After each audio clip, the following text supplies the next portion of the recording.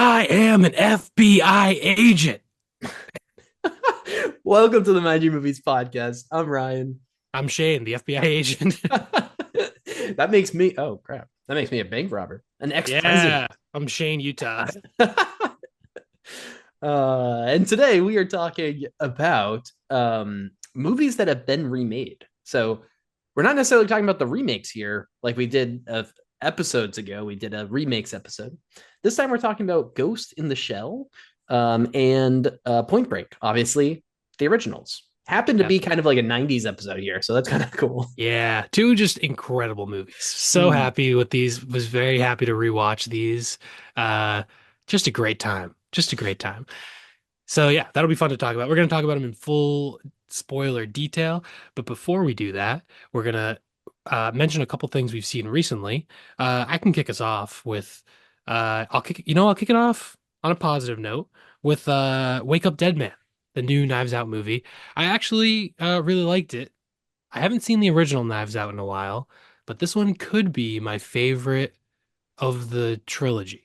Definitely preferred it to Glass Onion, which I still liked. I liked Glass Onion, but this one was actually uh yeah, it was great. It was actually more a movie about like the father Judd, played by Josh O'Connor, and uh uh Benoit Blanc, played by Daniel Craig. Their like relationship, they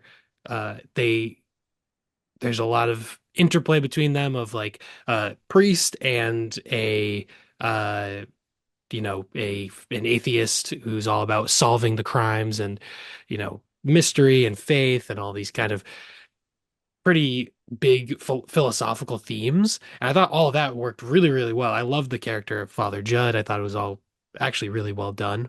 Um, and the mystery is actually not like the most interesting part of the movie to me, which is kind of a problem because like that's the main plot of the movie. But also it's like everything around it is so well done that it is still a really good movie. So yeah, I enjoyed it. Would definitely recommend it. It's on Netflix, so most people have Netflix, so go out there and check it out. It's also really well shot. Looks great, and yeah, just over and it does have a lot of deep philosophical themes, but also it's genuinely very funny as well. There's a lot of moments of levity and satire, which is a common in especially in Glass Onion. It's not as silly as Glass Onion is, um, but it still has plenty of moments of humor. So yeah, definitely a very enjoyable movie. Nice, which is good for me to hear because this is what I'm excited for. I wanted to. My fiance and I almost went to the theaters to see it. Mm, Our local the theater that we're like the AMC right here doesn't have wasn't showing it. It doesn't have any of the Netflix stuff. gotcha. And so it would have been out of the way, and would have actually had to pay for tickets. And so we didn't end up going, but and with it being on Netflix pretty soon, I was like, you Yeah, know, that's fair. I also watch it on Netflix. yeah, Um, yeah, that's just the yeah, way. That's the way it is with Netflix movies. I also like they had like Jay Kelly came out, Train Dreams came out, and like I am very interested in those movies, but I still haven't watched them. I haven't even watched Frankenstein yet. So there's a bunch of the Netflix stuff I didn't get around to. But this one I thought was worth watching. So yeah. Anyway. nice, yeah, awesome. Nice. Well, one movie I did end up seeing on the big screen was actually a movie I went to see with a on a school trip. Um, so my colleague who teaches the humanities part of the students that I teach their curriculum, they're moving into a whole unit on India. So we went to go see a movie called A Nice Indian Boy, which is a movie from earlier this year that was it's like kind of like a modern take on a Bollywood romance, I guess. But it is a about a queer doctor who an Indian in America who falls in love with this like artist who's this like white artist guy who um was like raised by Indian parents. So there's like that like cultural connection, which is like an interesting thing to explore in the movie. Hmm. But also, the main one of the things that I really liked about the movie is that it was not as individualized as most like rom-coms, right? Like most rom-coms I feel like are about the couple, right? Or sometimes even just like one of the people, right? Yeah. um but this was very much like a whole breakdown of the family that the main character was a part of, right? So his sister, his mom, his dad, and how they all respond and react to him dating a white man and him dating a artist, right? And him and all this stuff that kind of and a man, right? Like that was a big part of it. Um, and it was really interesting that it was not just like here's a character falling in love, but instead it was like here's how a family responds to that love. Hmm. And it was pretty cool, and we got to see it at the Coolidge Corner Theater. And the director, Roshan Sethi, is actually a medical doctor here in Boston when he's not making movies, and uh, uh, is like really close to the Coolidge Corner Theater. So there was like a little That's pre-movie cool. intro from him just for the Coolidge, which was cool. So There you go. Local um, filmmaker. That's cool. yeah, so that was pretty awesome. And his Nice. like real life husband or partner plays the main character too, which is Oh, wow. All cool. right. So Cool. So that what was the name of that one again? a nice Indian boy. There you go. All right, Strong cool. recommendation Ha- have for not pretty much heard of anyone. that. Yeah. So it's a new release, I'm assuming. It just came out. Yes. Yeah. Well, so it came out much earlier this year, and I think it's like not in theaters normally. It's on Hulu, it looks like. But Oh, okay. but if anyone's in Boston, the Coolidge does like cool educational programs there. So you can sign up for like I took a found footage class there that I've talked about probably too many times on the show. But you can also go to like seminars, or if you're a teacher, you can sign up for a class there, which is cool. So Yeah, and they'll have like Q&As and stuff sometimes with filmmakers, stuff like that. yeah. Very cool. Well, time to be negative. I watched The Lost Chapter, Yuki's Revenge. I have to say, I don't like to be too negative with these things. Sometimes if I watch something and I don't like it, I just won't mention it. But this is directed by Quentin Tarantino. Quentin Tarantino he wanted to make the movie critic. He wanted it to be his 10th movie, but he's so precious about this 10th movie that he just can't make this movie. I gotta step away. And what does he end up doing? He makes a Fortnite short film of a scene that was written for the original Kill Bill, and it's animated in Fortnite. It's actually, so I watched this on YouTube. The film is rated T for teen. Yeah. And Kill Bill, which is one of the bloodiest, most violent, most insane, over the top, hyper violent movies of all time. Now there's like Fortnite. There's not even blood. It's like little blue like pixels. And when someone dies, there's like I assume a Fortnite death animation of stuff like that. The swearing is censored. There's literally beeps in the short film. So this I thought was aside from Quentin Tarantino kind of just being a complete asshole, uh, just completely aside from that, as a continuation or spin-off or whatever of Kill Bill, this is like has nothing to do with the vibe or the original like ethos of Kill Bill or what it is. Like it just is like completely insane that this is like in for it. There's also like a guy in like a banana costume that like pops out at one time, like a Fortnite character. And it's like also uh uh the original actor who played Bill, I think it was Keith Carradine or David Carradine, maybe. I don't remember. But uh I can picture him, but I don't remember which is Keith and which is David. But anyway, regardless, uh, he passed away. So Quentin Tarantino himself does the voice of Bill for like a short scene in the movie, and it's absolutely awful. And it's hilarious that Quentin Tarantino, one of the worst actors I've ever seen in my life, would ever criticize another actor. So that's my piece about what this Quentin Tarantino shit. To be criticizing other people and then to release this absolute dog shit is just the ultimate irony. And I like pretty much every Tarantino movie. The only one I don't really like is Death Proof, but every pretty much all of them are entertaining and whatever. But this was just like cash grab dog shit. So anyway, that's it's called The Lost Chapter: Yuki's Revenge. You can watch it on YouTube if you want to torture yourself for 10 minutes. Yeah, um this is insane. I can't believe that this is actually a real thing. I Yeah. mean, Fortnite, it was not, I mean, at this point, it's kind of a while ago, but it wasn't that long ago in the grand scheme of things that they expanded on the Star Wars lore with a whole, like a canon Star Wars event or something Mm. that happened. And there's like I don't know, I didn't know about that, but I know that there's like one battle after another. There was like skins and stuff, but that Yeah. was more just like a tie-in thing. It's not Mm. like a continuation of the story or anything from what I understand. But yeah, this was just like I don't even it was horrible. Yeah. The Star Wars one might have been how they, oh, I don't remember anymore. There was like a big thing about this. It might have been how they announced that the Emperor was still around or something. Um, Somehow in yeah. Fortnite he respawned. Yeah. There was like something, oh man, I forget. But I think it tied into the whole uh nobody liking the last movie stuff, like I Gotcha. don't really remember. I'm sure people out there remember better than I do and can remind us. But yeah, listen, I don't know. Maybe in 10 years the future of filmmaking is all in Fortnite, but I kind of hope that's not the case. I'm going to be honest. Yeah, definitely. It was one of I was watching. I was like baffled. I was like, "What Ugh, is happening?" And it was yeah, it was truly awful. So that's the state of, and it's so funny. Quentin Tarantino is like, "I only shoot on film. We're gonna release it in 70 millimeter Roadhouse. We're gonna keep film alive." And then he's like, "All right, instead of making a movie, I'm gonna release this like Fortnite short film bullshit. Like, what the?"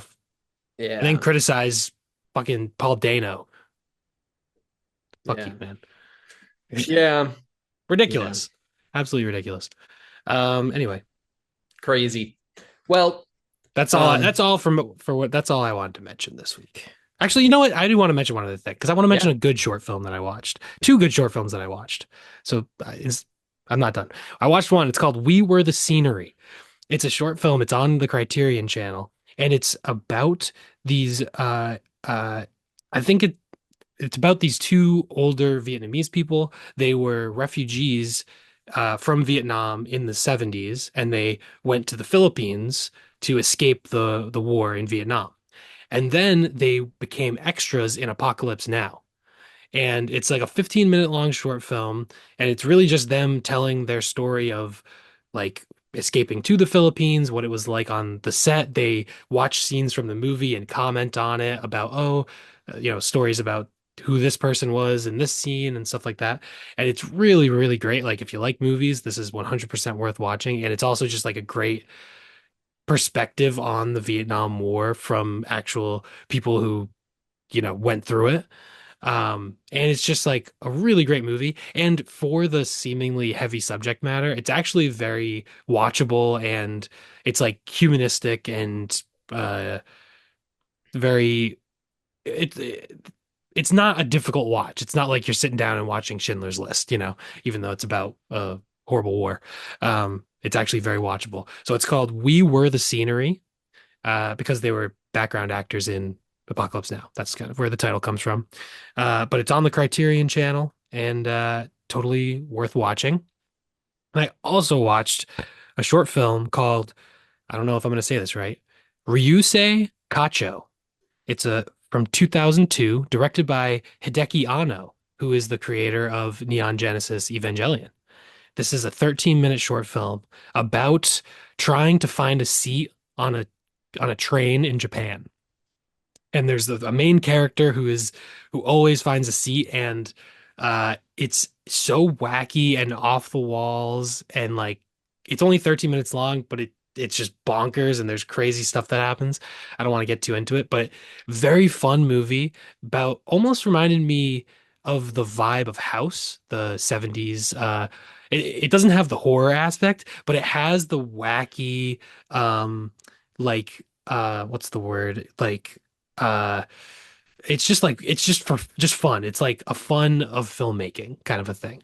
Fun special effects and like crazy storytelling choices that are wacky and off the wall, and it's very very entertaining.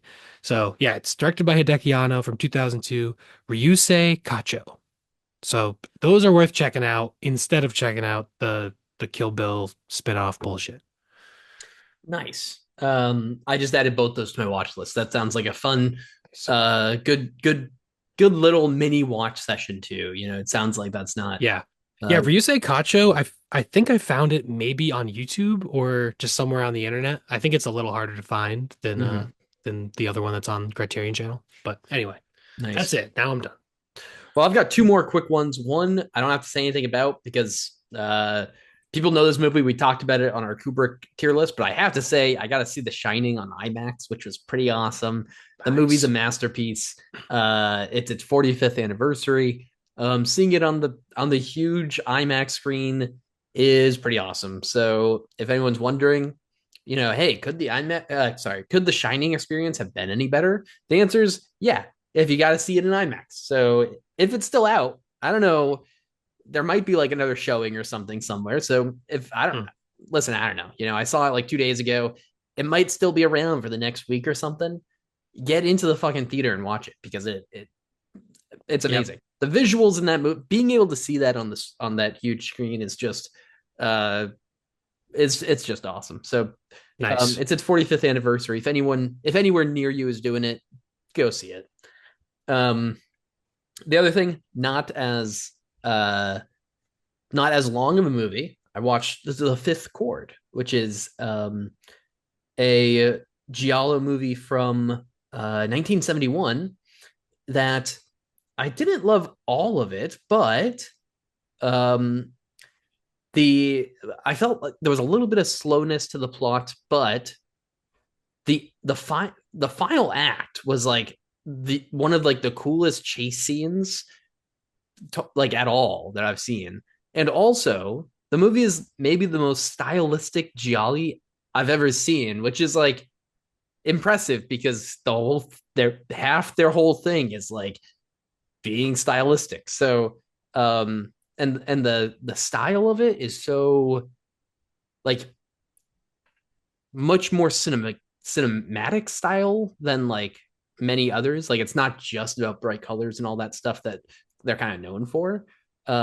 If anyone, if you guys just like if you have Letterbox like Pro or Patreon or whatever you got to use backgrounds for, take a look at some of the backgrounds that this has because you'll just get a hint at how good the movie looks. It's Nice. very impressive. So strong recommend for this one.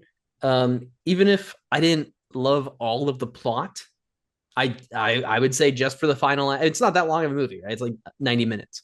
So for the final act and for all the gorgeous scenery and everything, you got to watch it. So Nice. Nice. That's cool. It's called The Fifth Chord, the fifth correct? chord. Cool. Yep. Yeah, that's on my watch list. And yeah, very cool that you got to see The Shining on in IMAX. Yeah, very Yeah. cool when they do that with classic movies. Yeah. All Less of a right. recommendation on that one, by the way, more of just me bragging. So, take that as you will. Well, hey, if people haven't seen The Shining, hey, you gotta check it out. Yeah. Uh, all right, sick. I think it's time to get into the meat of the episode. So this week's episode is Ghost in the Shoint Break. Great title. So we're starting with Ghost in the Shell. This is well, I guess technically this was your pick, Ryan. Yeah, I guess so. Yeah. So Um, go ahead. This was your first time seeing it? it was, yeah. So this was pretty awesome. This is the 1995 original. It was, of course, since it's part of this episode, remade in 2017. The remake starred Scarlett Johansson, um, directed by Rupert Sanders. But it was an American live action remake. But this isn't really Yep. about the remake. This is about the original movie. I actually still haven't seen the remake. I Gotcha. have you have I have seen the remake. Maybe I'm less precious about remakes, but I thought it was actually not that bad. It's obviously inferior to the original, and like that's not the argument I'm making, but I think the remake is still like a fun action movie.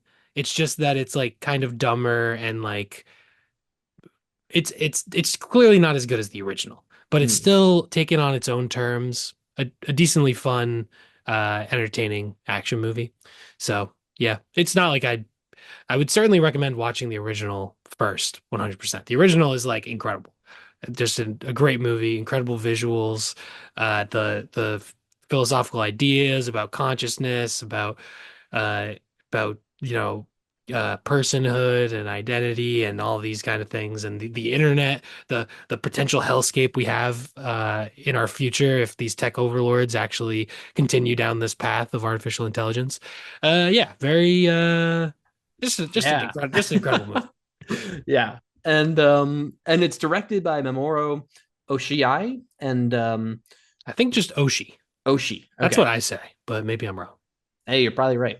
Um uh and it's written by uh Kazunori Ito, and music, which is probably one of my favorite things from the movie, is worth noting is from Kenji Kawai. And again, the music is just like really just really awesome. Like it really Yeah, adds to every scene. I feel like when the music, the beats hit, and just the score or whatever is going on, it's like it. There's never a time where it feels misplaced, and I feel like it always does add to the scene. yeah. Obviously there's like the kind of iconic like the orchestral voices in the background kind of a thing. That plays during like the montage, I think, of the city Mm-hmm. when Major is looking around the city and all that. Um, but the moment of music I noticed this time that I really loved was, well, I love that chase when they're chasing the like hacker guy through the city and they end up in that like pool of shallow water. Mm-hmm. And there's like t tall buildings all around them, but they're kind of like out in the open. And the music up until then, it's a chase and it's like action music. And then once they get out there, it's like becomes this like atmospheric, very like ethereal music. And then the action scene is Major with the whatever the thermal, I forget what they call it in the movie, but it's like an invisibility cloak basically. And you can see like her shadow in the water sometimes, and she's like kicking this guy's ass with this awesome like atmospheric music going on. I'm like, this is peak cinema. Yeah, This is just incredible. So I thought, and I just loved it as kind of a turn in, you just anticipate the action scene is going to have intense action music the whole time, but then it really makes that ending and the climax of the action scene like stand out by just having that change in music. definitely. Yeah, and I think that's just a really good representation too of like how the whole movie feels, right? Like how the music helps the movie feel.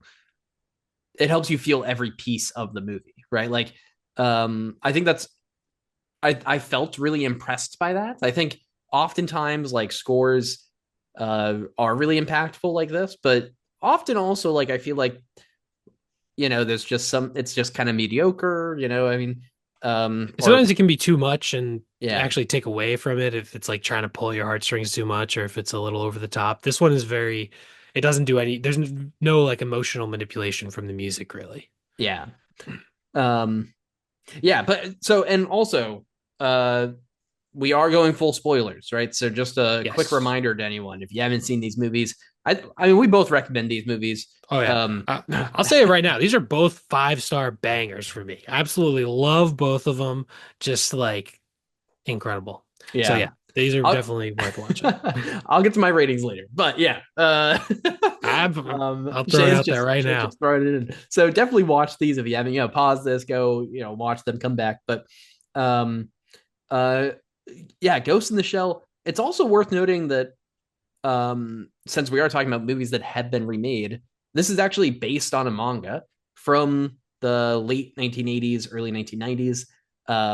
And it was subsequently from the movie, there was a sequel to the movie, there was a TV show, there was the American spinoff. So there's like a lot of it's like a pretty big media uh not outlet, but franchise, right?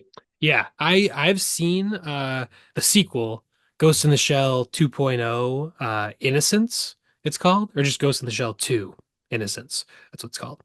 And that movie is also really, really cool.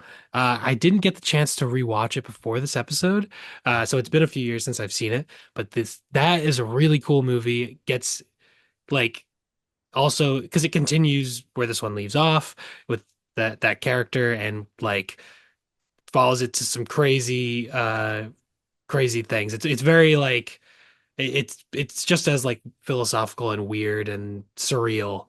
It may be even more surreal and dreamlike than this one. Oh, Um, cool. That but yeah, it's very cool. dang, that sounds awesome. It's probably worth just giving like the 2 sentence overview here in case anyone it's been a while since you've seen it or something. But essentially, the movie revolves around the idea of like ghost hacking, right? Where like a ghost is a consciousness, I guess, inside of a body. It's Yeah. also in the year 2029, which is coming up. So that's kind of cool. Yeah. Hey, rewatch this in 4 years, you know? Well, hmm also let's see how close we are to this in 4 years. Yeah. But the setting here, there's a lot of like body like cybernetic manipulation, I guess, right? Like Oh people yeah. are cyborgs and stuff. Um, Pretty much all the main character. Well, two of the three like main characters are cyborgs. yeah. But and so there's this hacker, the puppet master they call him, who like hacks people's they does like ghost hacking, right? Like Yeah. placing memories and things like that inside of people. Crazy stuff, right? Yeah, there's the early scene, there's the chase, the garbage man. He's like going through on his route and he's hacking little like stations as he goes and he's had memories implanted in his brain of like a wife and kids that he doesn't actually have by mm-hmm. the puppet master in order to make him because we learn later on that the puppet master is just a program that's like apparently become conscious out of just like the internet and data. It's like a conscious internet program without a body. So it's like a ghost without a shell, basically. And so he like hacks into people's brains to make them do what he wants them to do or what it wants them to do because uh it doesn't have a body or a way to move throughout the world. So it's kind of crazy. Yeah. Yeah, it is crazy. And it all builds up to it trying to get a body, right? And so there's this Yes. like what do they call it, a mega tech body shell or something, right? Like Yeah. there's that Megatech is company. the company that makes all of the like cybernetic enhancements, basically. Yeah. And there's this body shell that gets brought to the precinct and asks for political asylum and Yeah. is the puppet master. It's this consciousness, but it's not like a person. It's a robotic consciousness. So then there's all these, there's all sorts of stuff that we can get into about like, well, is that a thing that can get political asylum? Blah blah. But Yeah. um and but then it builds up to it learning it like believes that the point of life is like is evolution, I guess, or like being able to reproduce or something like that.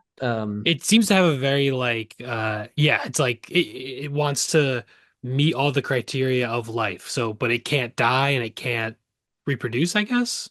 Right. So that's why it wants the body so that it could do those things maybe. Like Yeah. it can copy itself, but it can't have offspring.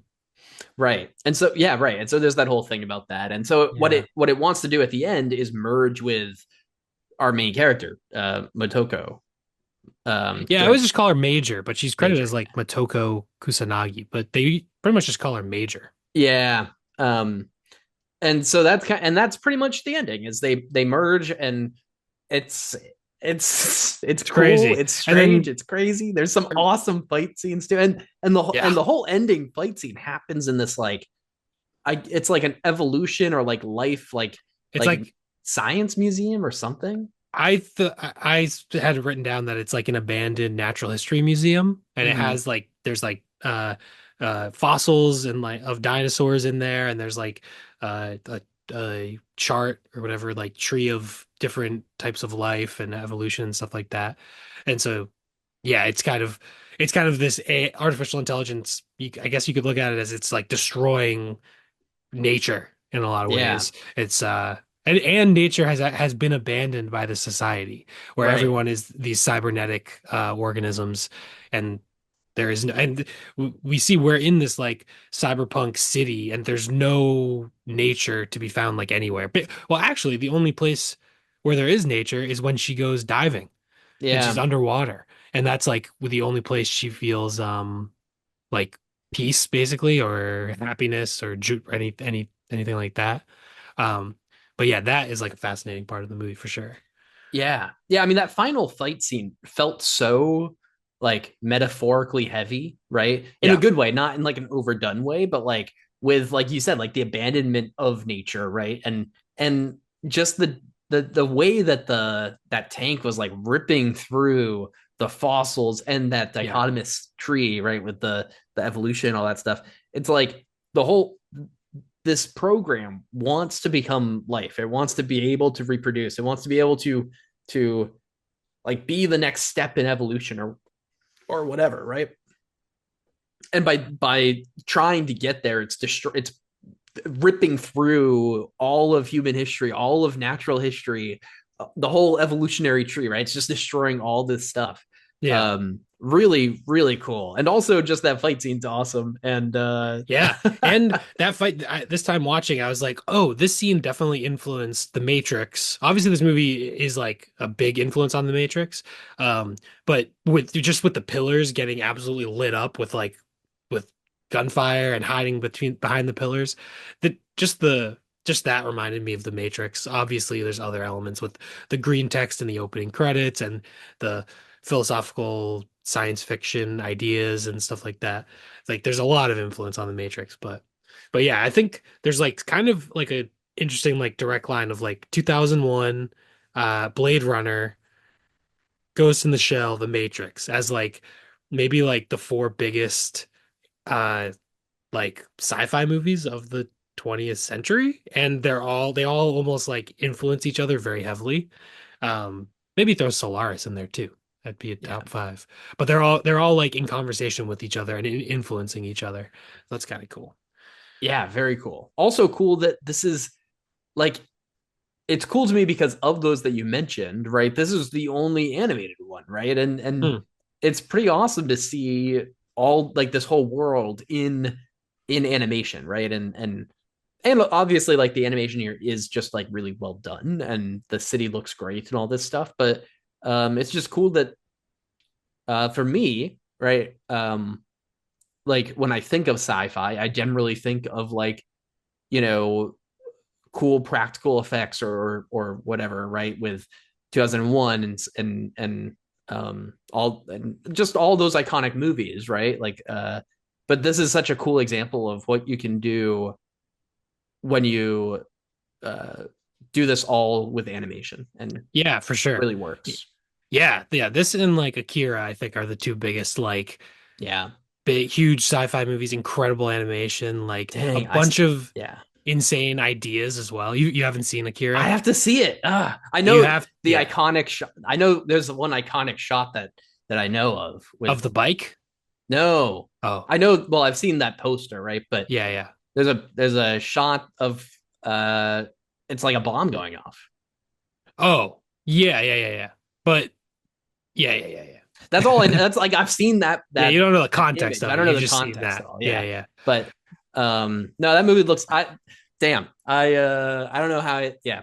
Anyways, I that's on believe my list. Maybe I next week we'll believe hear the from it. shot is just so people aren't like, oh, that he spoiled the ending of Akira. I'm pretty sure that shot is at the beginning of Akira, and it's like the Neo Tokyo is like a post nuclear like city, and Yeah. that's so I'm pretty sure that shot is right at the beginning of the movie. So don't Yeah. worry, we didn't spoil Akira. But yeah, Akira is like fucking awesome too.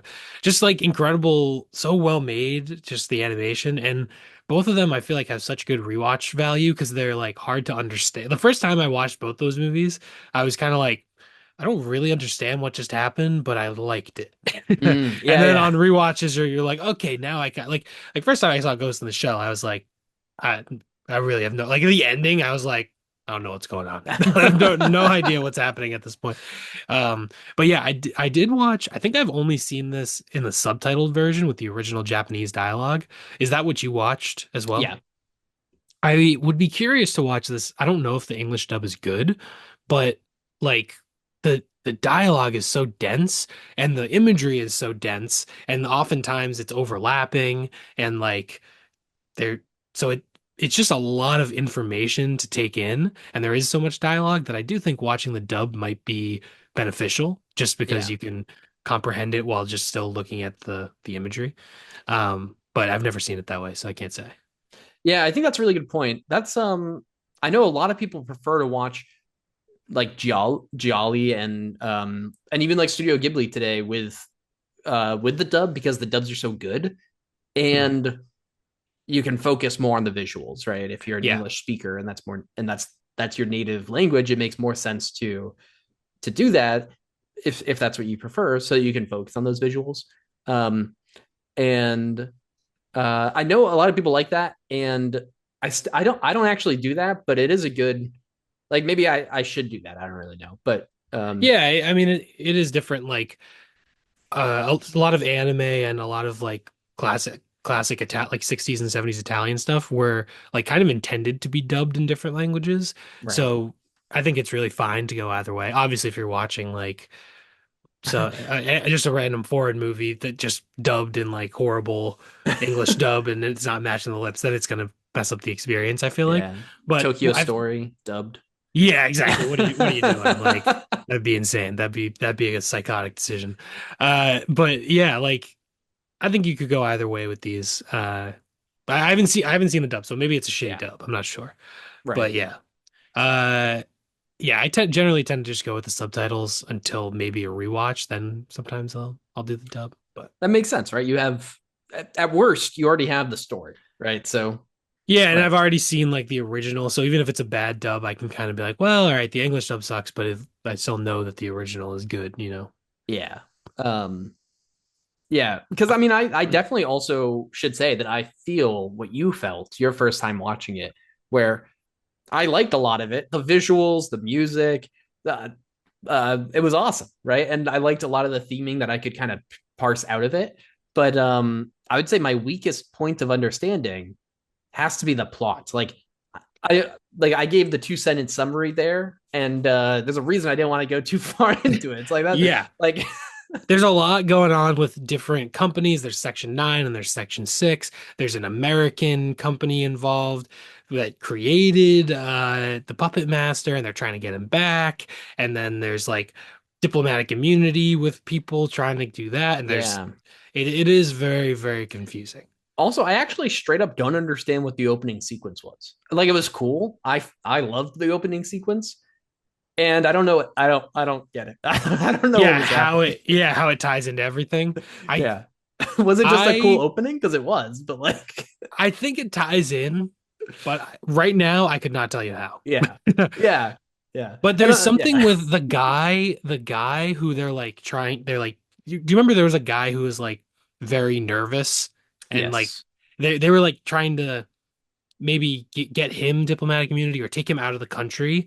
And I think he might have been like a hacker and maybe they were trying to get him to like get the puppet master back or something like that. I'm not sure. Oh, I do remember something. Yes, there was something there about like, oh, you can't take him. We're giving him immunity or something, Yes. and then whew, through the window. Yes. Um, And there's like the cybernetic like yeah, robot stuff, and then it cuts to the credits. So cool. yeah, And the opening credits are so sick. yeah, and that's the thing. Like even that opening sequence where and like that stuff. Even now, like thinking back, I kind of maybe can think a little bit about how it connects, but like at the moment, I had no idea what was happening, and I was just in for the ride. And even that was still a pretty awesome ride. Like Nice. it was pretty cool. I mean, yeah, just what a you know that opening sequence really puts you in the mindset of this is going to be a such a sick movie. Like this movie's gonna feel awesome, even if I don't understand what's going on. Yes. And luckily, I feel like I understood the general summary, right? But yeah, there's a lot going on that I totally did not get. Yeah. There's a lot of crazy stuff going on with the plot. So, but yeah, this is definitely one that you can watch for the vibes and the visuals before you get into the specifics of the plot. But yeah, I just really enjoy it.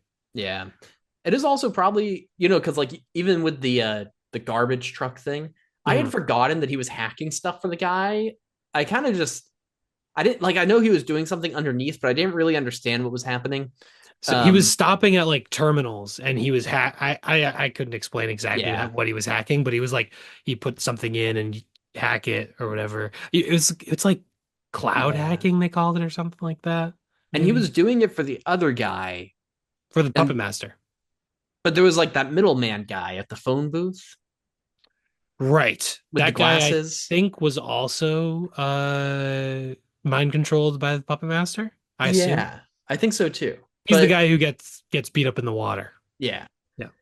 And so like all these different things that and like maybe also like what you were saying with the dubbing, like maybe it would have made more sense to me too to like literally see what was happening on screen more of the time rather than Yeah. having to split my attention with the reading. Um and so yeah, I don't know. Like I I, I would wonder how good the dub is and if it's worth doing that. I would guess. I mean, this is such a um well known, it's such a cult classic movie.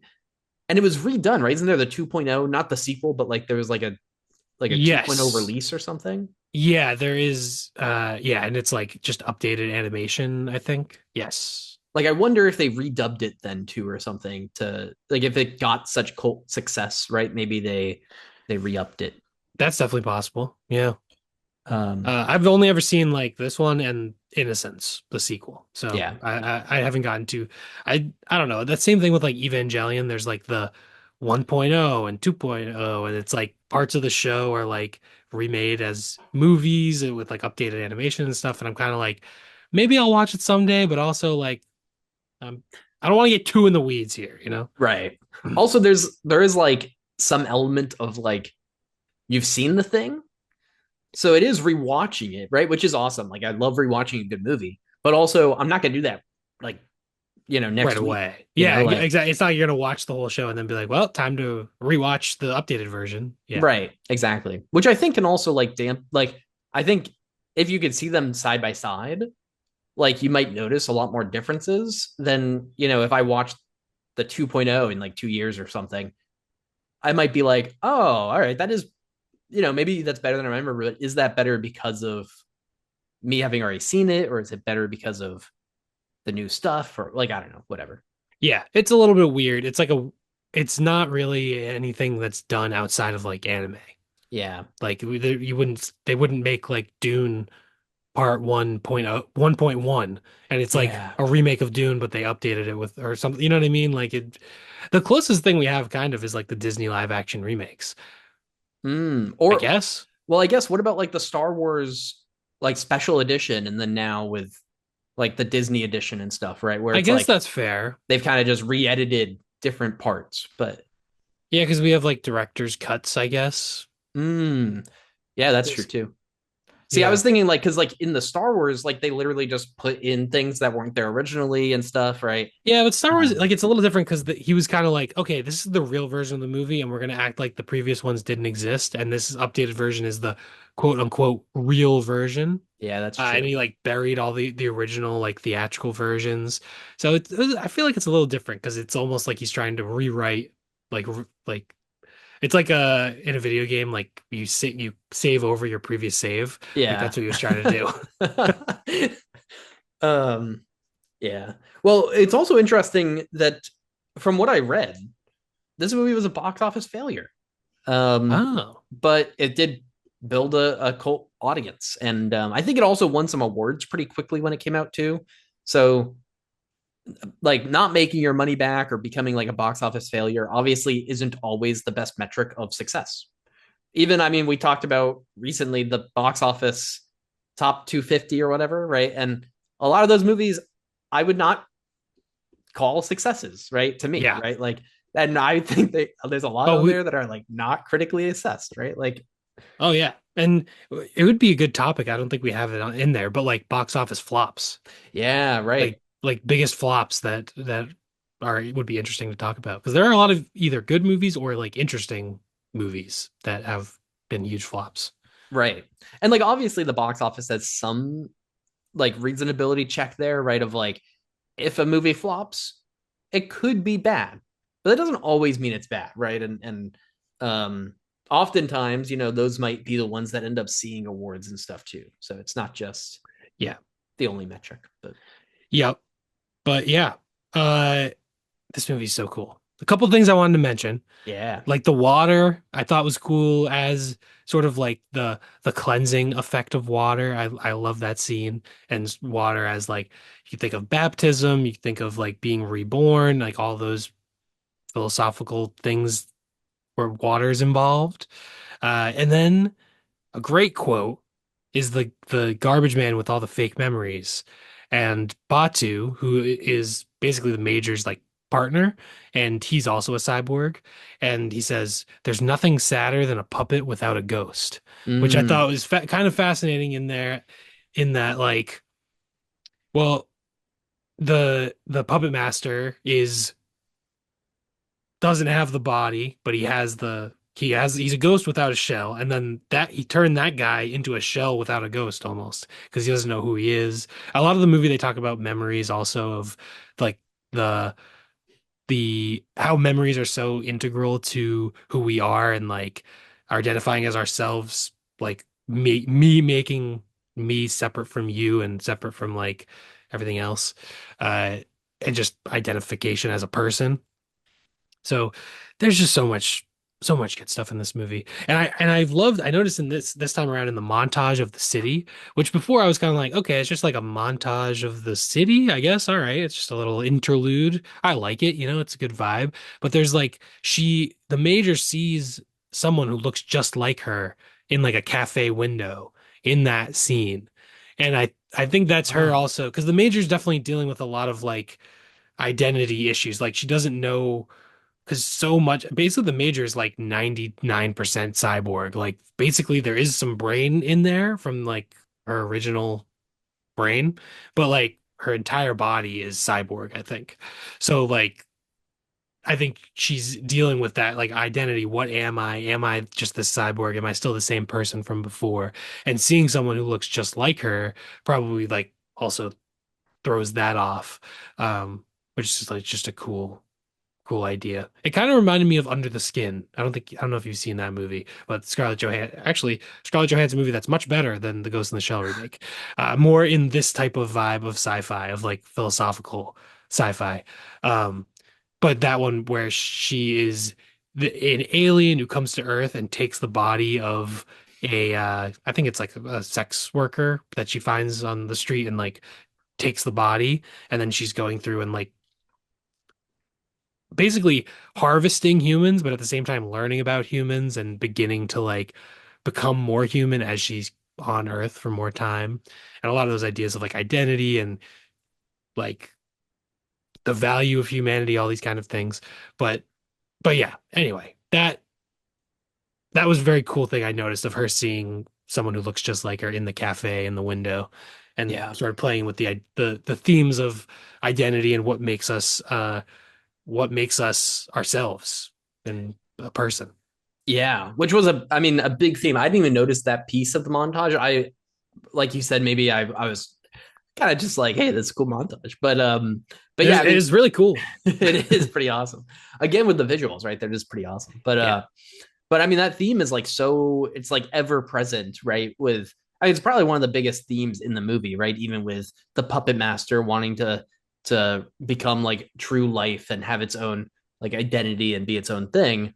And obviously with the like Major has a lot of conflict with that, with their own identity. And like the water too is interesting because water for the Major is really like, it's like diving is like an extreme sport, right? Because Yeah. the It's just Major heavy. is like so much metal that she'll just like sink.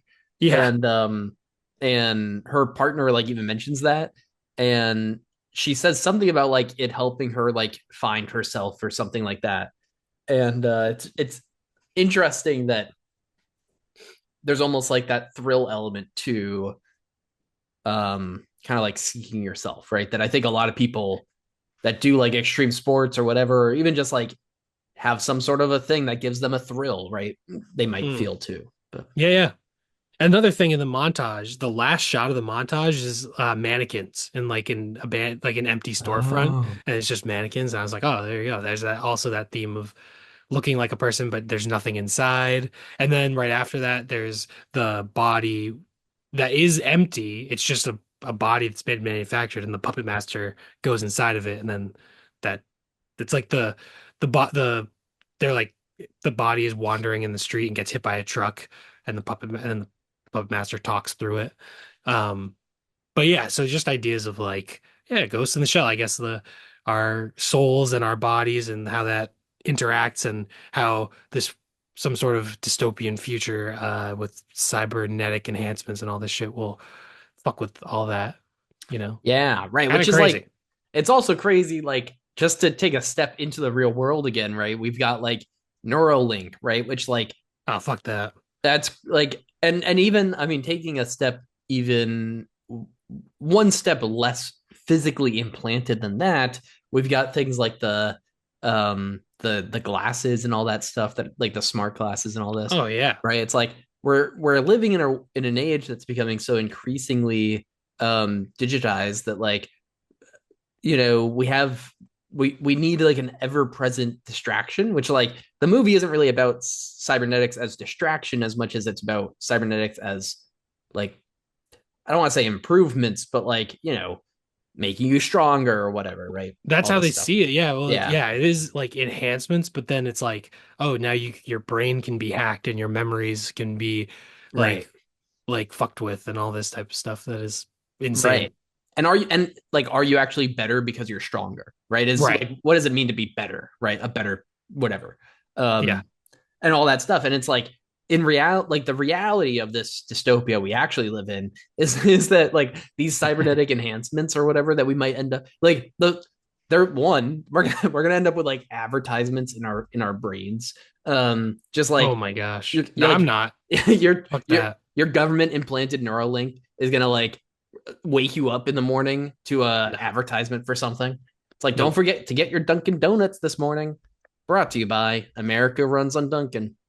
Uh, I would never do that. Never in my life would I put a chip in my brain or my body anywhere. yeah, Nope. No fucking shot. yeah, I got enough plastic running through me. That's fine. I got microplastics probably in my bloodstream right now. yeah. But yeah, I mean, like, it's interesting because I feel like the cybernetic enhancement piece of this is like the power fantasy of it. But in reality, I think that, like, whatever cybernetics come first, it's like, I mean, I think that, like, the priority is like entertainment, right? I think that's really where, Mm. like people are gonna buy things so that they can entertain themselves before they're gonna buy things to be stronger or whatever, right?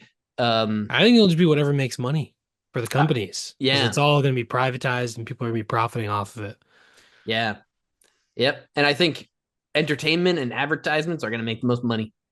Yeah, but just crazy. It's kind of crazy that advertising is still such a gigantic industry, and it's like, Huge. do advertisements work that well? Maybe Um, it's all a big money laundering scheme. I mean, Probably. It's probably just the elites laundering their money, and then they are refreshing it just back up to themselves could be. through I don't this know. industry that's basically completely made up. I mean, what the fuck? You see some stupid commercial, you probably have a more negative opinion of the company than, but I guess you're thinking about the company. But Yeah, it's like the any attention is good. Any publicity is yeah, good publicity, whatever it is, right? yeah, which Um, we've seen is the truest thing the past 10 years. yeah, for real. It's like, whatever attention you can get, just grab, latch onto it. People will know your name. People, whatever. Nothing else matters. You'll become president. Yeah, yeah. Also, Yeah. like, you're driving by, Joe's Coffee and Dunkin' Donuts, and Dunkin's name, right? So you're Mm, gonna go there, right? Um, right. Yeah. I swear I actually don't even like Dunkin' Donuts. I don't know why I've done like two Dunkin' Donuts ads here, but we're Well, we live in Massachusetts, so there's about like yeah, 50 Dunkin' Donuts per square mile. yeah, So yeah. yeah, You we're you you like inundated. step outside and you accidentally drink a cup of Dunkin'. Like, Yeah. it's You open the door and Dunkin' coffee gets dumped on your head. They shoot it into your veins at the hospital. When you're a baby, you get vaccinated with a large iced coffee, and you can get the pumpkin spice variation. if you want. Yeah. I'm giving my kid the espresso, Yeah. espresso shot. Keep them going. Yep, there you go. anyways, yeah. So it is interesting. I think that like this is set in 2029 though, and we're less than 5 years out now, and we have you have the Neuro link or whatever. That's I know it's not like commercially whatever, but it's like a thing, right? People see that in the news, Yeah, and it is funny. It is a classic sci-fi thing of like being the year, saying the year, and then we come to the year and we're like, it's nothing like this, really. yeah, Uh, but which is like Blade Runner is set in 2019. It's like, yeah, oh, it's not quite. We don't quite have replicants at this point. As far as we know.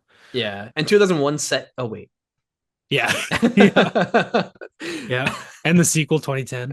it's set. Yeah, Yeah, easy. Um, yeah. So I don't but know. I yeah, think it's interesting. I think this is a movie that like obviously when the year hits, like I think people will draw those connections too. But I didn't expect it to be set so soon. I guess. Mm. Um, and it's interesting because watching it, like the city visuals and stuff like that, feel very realistic to like a nightlife city, proper today, right? Um, I think the cybernetic enhancements are obviously still a ways out, but like not Yeah. everyone's going to be cyborgs in 4 years, but No. like it is interesting that like the whole AI stuff and all this stuff is like a really big conversation as we're heading into 2029 Yep. in 4 Is years, not now. Yeah. This movie one of the best movies about clankers I've ever seen. Whoa! I'm gonna bleep that out.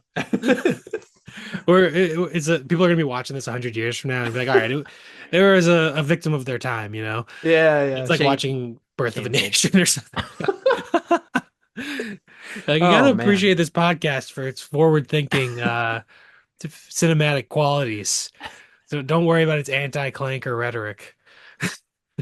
Yeah, Anyway, we're gonna be locked up by the clankers when they hear about the your clanker army's gonna be coming for me. yeah I'll be like an old man, like I never liked you clankers anyway.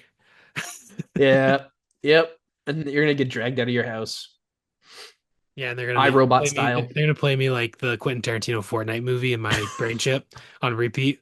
That's my torture. That's my that's my punishment. Oh man, the uh the the interesting here that like uh AI in this, it's like the only real AI in this movie is the puppet master, right? Like there's not Mm. really other AI, which is interesting. Yeah, he. Yeah, it seems like he's the first or the only or like consciousness to come out of the internet, which is Yeah, weird. yeah, Well, it's not weird that he's the only one, but it's just weird that that happened. It's like, okay, that's just an insane idea for a movie, but it's cool. yeah, and also it's like it's interesting that I we have so much of that now, right? With like I don't even know, you could name like 1,000 different AI models probably right now, like, but again, like the physical, like cybernetic stuff, that stuff is still a ways out. So in a way, we've kind of gone in reverse from what this movie not predicted, but like is saying, Yeah, right? It's when like will Grok be conscious and yeah, sentient? yeah, Yeah. I guess I'm saying like the Puppet Master like came out of the internet and like almost like randomly, but I think he is like a program that was created. So I don't know if it's like the program was created and then somehow consciousness arose in the program, or I don't know if like the creation of the program created a consciousness somehow. I don't, or I mean, I guess you could argue like how conscious is it? I mean, does it, how, I don't know. Like, yeah, I mean, how are we supposed to know? How am I supposed to even know that you're not just a robot or an apparition or something? You know, how are you supposed to know that this is actually a conscious thing with free will and that's actually experiencing things and it's not just a program running on its own, programming or whatever. yeah. Yeah, that's that's true. And also, maybe this is just maybe the puppet master is actually just like an American like spy, like literally just like a key, like he's a hacker. Like, but there is a person in like DC that's actually like or in Langley, right? Whatever the CIA headquarters is, just like in Mm. some bunker, like hacking stuff just to get inside of the major, right? Like they just want access to the Japanese like uh section 9 or whatever it is, section 6 or whatever. And Yeah, so maybe interesting. there's actually not even any AI. Maybe it's actually just a big international ploy. Yeah, crazy. I'm gonna be honest. The second one, I remember it being very weird and surreal, and I was like, I really liked that, but I also have no idea what happened. So I couldn't even tell you what happens in the second one. I'm like, I I watched it years ago, so, Yeah. but it's a very confusing movie as well. But yeah, I love Ghost in the Shell. I'm glad you picked it for this Yeah. episode. I was glad to rewatch it. I will also say only like 83 minutes. I mean, Yeah, very short. big Oh selling yeah. point for you. Uh, but this movie, like, that's the thing. It's very dense and like, it's interesting because it does have that little montage of like 3 minutes where it's like kind of just hanging out a little bit. And there is like, it's very dense with dialogue and ideas and stuff, but also it doesn't feel rushed. Like, it takes its time. It has its slower moments and like, I don't know. It doesn't feel rushed to me. But also you could probably, if it was longer, maybe it would be a little more, it would make a little bit more sense on a first viewing because they'd have a little more time to flesh things out. Yeah.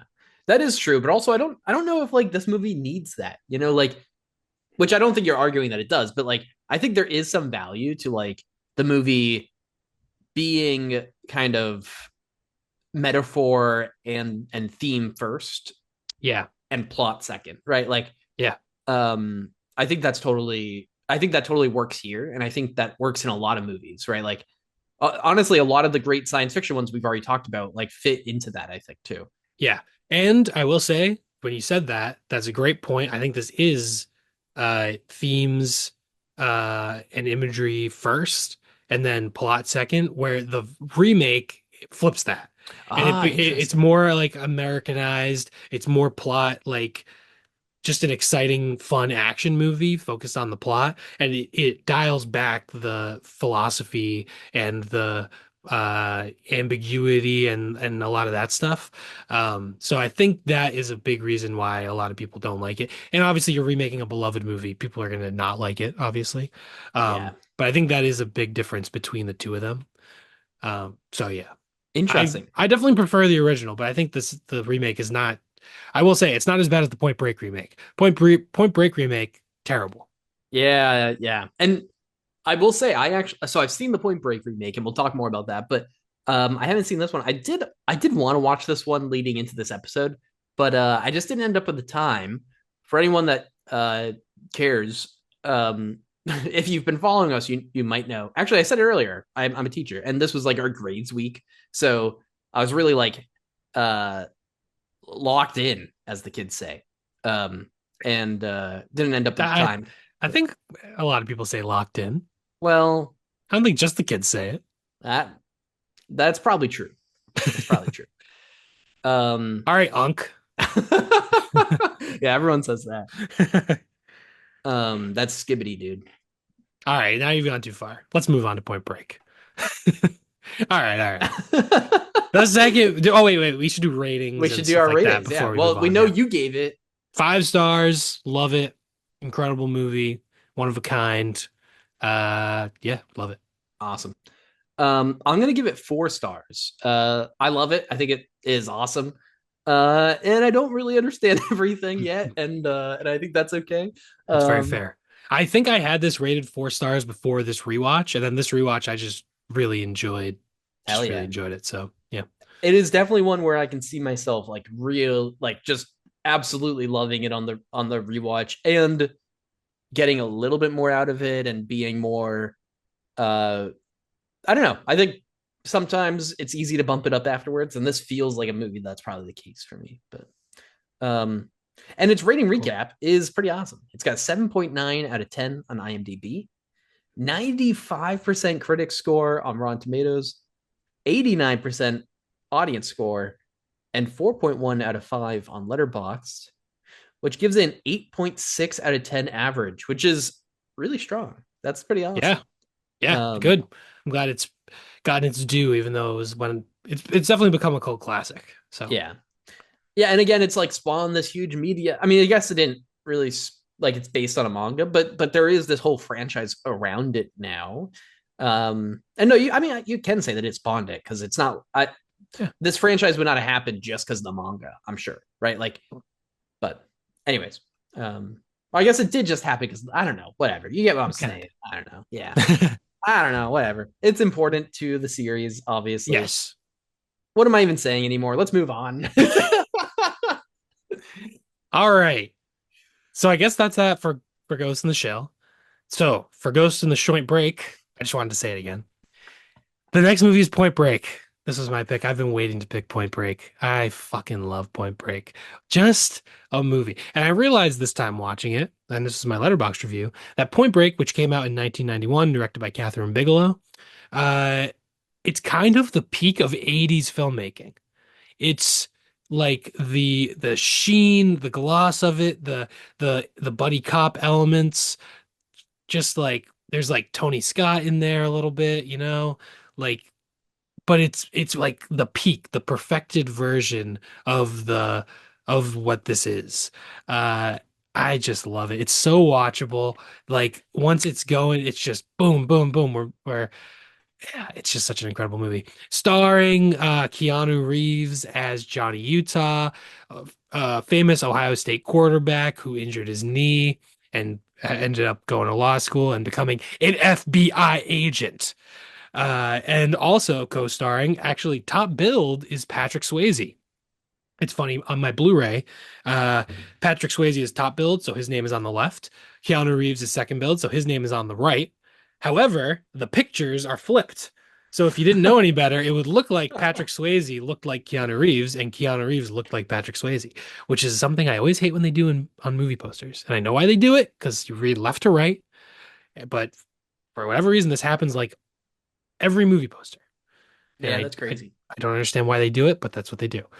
But Patrick Swayze plays Bodie, who is, I mean, again, we're getting full spoilers. He's a surfing bank robber. And Johnny Utah goes undercover. He works with Pappas, played by Gary Busey, uh who's just incredible. What a character. Just the best. Yeah. He's his FBI. He's kind of on the outs with John C. McGinley as like the FBI, whatever, their boss. Is such a good like police boss yelling at the main characters for the entire every scene he's in, he's just screaming at someone, and it's awesome. Yeah. Yeah. So he's kind of a fuck up. So he gets paired with Johnny Utah, who's the new young hotshot. He goes undercover to investigate these series of bank robberies that they can't figure out. Pappas has the theory that they could be surfers because of the pattern of when they are robbing banks. They're only there in the summer, and they've done it for a few years now. And also, the guy has the one of them pulls his shorts down and has a he moons the camera and he has a tan line. So yeah, that's the theory. Johnny Utah going undercover. He meets uh Tyler, played by Lori Petty, as kind of his into the surfing community, and then he meets Bodie and his crew, and there's another crew of surfers who are criminals as well that are involved. And man, this movie's so good. The visuals are incredible. The surfing, they're playing football on the beach at night, and Johnny Utah is slinging that thing, just showing off that Ohio State arm. I mean, just such a the ending, the every scene, the chase scenes, the fire, the turning a gas pump into a flamethrower and lighting a car on fire, followed by preceded by an incredible car chase and followed by maybe the best foot chase in cinematic history. Oh my God. Absolutely. Up there, I Oh mean, man. I like kind of forgot about the turning a gas nozzle into a flamethrower. I kind of forgot that was in the movie. I was like, this is incredible. How did I forget this? This is fucking crazy. Yeah, this movie is so fantastic. It's so over the top, and it's like Yeah. fantastic in like a literal like fantasy sense almost, where like everything is over the top and bombastic and awesome. There's the scene when they do the raid on the other surfer criminals, Oh, so good. and oh my God, amazing! That whole raid scene is probably my favorite scene in the movie. which is controversial because there's so many good scenes in the movie, A lot of great but scenes. that scene is awesome. And That scene is awesome. The lawnmower the turning lawn, on. exactly. Like that thing is like that's the moment, right? When like it's first of all, if I was Johnny Utah, one, that'd be awesome. Two, that would be an awful moment to be Johnny Utah. Your face is like half of an Oh, inch right. away from this lawnmower blades for like a solid minute. Like, yeah, how are you keeping Well, yourself away from that? And the wheels, you can't actually grab the thing. So many good little details too, by the way. I was even when I said the lawnmower, what I actually meant was the beginning of the scene when Yeah. he is on the side window and he wants to tell them to stop the raid because the guys are like loaded to the gills. They're like ready for a war. They have like automatic machine guns and shotguns and everything. And the neighbor's lawn, and it's funny, the neighbor, I believe, is the same neighbor who's like the Jamaican guy that Gary Busey walks by. And he's like, "Hey, Oh, you seen a little dog?" And he's like, "No, man." And it's like a little yeah. Jamaican accent. No offense, no Chet Hanks here. It's just that's what happens in the movie. But I'm pretty sure it's the same guy, so it like ties in the same character that he walked by on his way to the front door. Comes home, so you can imagine that guy being like, "Oh, some guy's looking for his dog." He walks in his house. He's like, today's fucking Wednesday. Got to mow the lawn. And he goes outside. He starts mowing the lawn at the exact most inopportune time, and Yeah. then it fucks up everything. But like that little detail, I love how that's like, oh yeah, that is the type of like shit that would just happen randomly and you could never account for, and it just fucks everything up. Right, which is why the movie almost feels fantastic because it actually has those real life small little details, right? Like those little things that I feel like often movies won't actually include, where it's just like, man, this tiny little thing that could totally actually happen in real life, but really fucks everything up, right? Yes, absolutely love it. This movie's fucking awesome. Wanted to mention the dialogue in this movie. So much incredible dialogue. Just at the very beginning, oh yeah, Utah, give me two. Love that. Utah, give me two. And that scene when, that whole scene that is the beginning of the sequence, which ends up with the flamethrower. But, Yes. Oh my God, and then the brilliant. foot chase. But, uh, hit the Utah, give me two. And then he goes and he's ordering, and the camera, uh, uh, uh tracks to the right, and we see in the background the car pull up and they run into the bank. Meanwhile, Johnny is just ordering the meatball subs, and Pappas is just like reading the newspaper or something in his car, not paying attention. He's just excited about his meatball subs. And then uh just such a fun way to start that scene. And the Genius. Genius. genius. And Utah Give Me Two is iconic. I will say at the very beginning, uh, I love I love the very beginning. Also, it starts in the rain. It starts with Johnny Utah in the rain, get doing his firing practice, and it ends with him in the rain throwing away the badge. But I love that he's doing his target practice, and then you hear clearly 80 yard in, 100% Utah, good job. And then Yeah. Keanu gives a perfect thumbs up, like just an awesome. I don't know if that's used as a GIF, but it should be. And if Yeah, it's not, it should be for sure. I'm gonna start using it right now. But that's awesome. And then he's talking to John C. McGinley. He's giving him talking to him, and he's talking about being in shape. He says, "Sir, I take the skin off chicken," which is funny. That whole dialogue sequence with the two of Oh, them, I know you have another quote from it because I know what it is and I won't say it, but we that can say whole it. Say it. that whole sequence is so clever. Oh, It's so good back and forth, and it's so smooth, and and it's all in like one take. yeah, it, Yeah. it's and it's just brilliant, right? That whole dialogue is just really, and it really sets up the characters too, right? Like it's not just like clever dialogue for no reason, but it actually like gives you insight into these two characters that were essentially just thrown into, right? I mean, Oh we yeah. don't know anything about them, right? Obviously, Oh yeah, Um, and we're learning it is a lot of exposition, but it's just so well written that it never feels like a slog to get through. right. Like it feels like what the characters would be really saying to each other, even though there's a lot of exposition in the movie, honestly, but it all feels very natural. And maybe because of Johnny Utah being new and people explaining things to him, it's a good, which is kind of the same thing Keanu does in The Matrix, of being a new person who doesn't know anything about this world and being introduced to a bunch of things. And through him, the audience is also learning about all these things. So it just feels very natural. Yeah. And yes, I believe in the same sequence is young, dumb, and full of cum, which is, Yeah. I don't know if that saying came from this movie. I don't know if it was just popularized by this movie, but iconic, obviously iconic. Iconic. Oh my God. So funny. Hilarious. And again, too, with like the well, there's another moment when he says something like, um uh didn't realize we had a shortage of assholes or something. Uh Yeah. Yep. yeah. And then Utah says something like, doesn't look like it from my perspective, or something very funny and quippy, and Yeah. it just works so And, well. And I love right after this, they're diving for bricks at the bottom of a pool, and Papa's is complaining like diving for bricks at the bottom of a pool never helped me solve a case or whatever. And he's blindfolded, so you have to go in blindfolded and pick the bricks up off the bottom of the pool. And he's blindfolded, and he's talking about, and they set me. He's complaining, and he's like, they set me up with this young quarterback punk. I got this. This is bullshit. Blah blah blah. And then Johnny Utah's right there, but Pappas doesn't know it. And he goes, and he introduces himself as Punk, quarterback Punk, and I just love that.